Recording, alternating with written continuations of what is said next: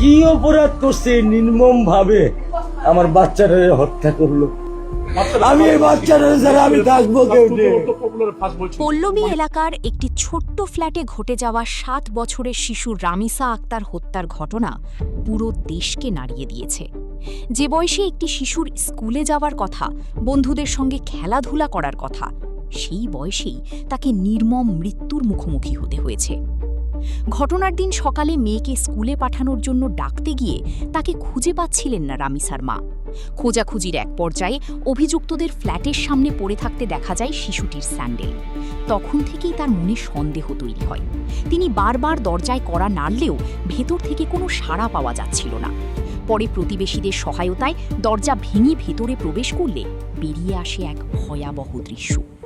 Police জানায় ফ্ল্যাটের ভেতর থেকে শিশুটির মরদেহ উদ্ধার করা হয় খাটের নিচ থেকে এবং মাথা পাওয়া যায় বাথরুমের একটি বালতিতে। তদন্ত সংশ্লিষ্টরা বলছেন ঘটনাটি গোপন করার চেষ্টা করা হয়েছিল। প্রাথমিকভাবে ধারণা করা হচ্ছে শিশুটির ওপর গুরুতর নির্যাতনের পর তাকে হত্যা করা হয়, যদিও ময়নাতদন্তের পূর্ণাঙ্গ রিপোর্টের পরই প্রকৃত কারণ নিশ্চিত হওয়া যাবে। রামিসার পরিবার দীর্ঘ প্রায় 17 বছর ধরে ওই ভবনে বসবাস করছিল। অপরদিকে অভিযুক্ত দম্পতি মাত্র 2 মাস আগে সেখানে ভাড়া ওঠেন।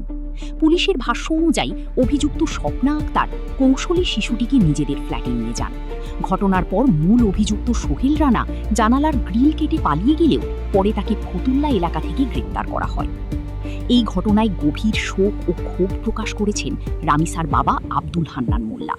বিচারহীনতার সংস্কৃতির প্রতি আক্ষেপ জানিয়ে তিনি বলেন, আমি বিচার চাই না, কারণ আপনাদের বিচার করার রেকর্ড নেই।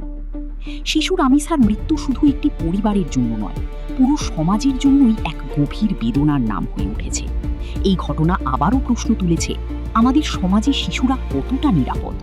শিশু সুরক্ষা, সামাজিক সচেতনতা এবং দ্রুত বিচার নিশ্চিত করার দাবিও নতুন করে জোরালো হয়েছে। Desk report, news desk.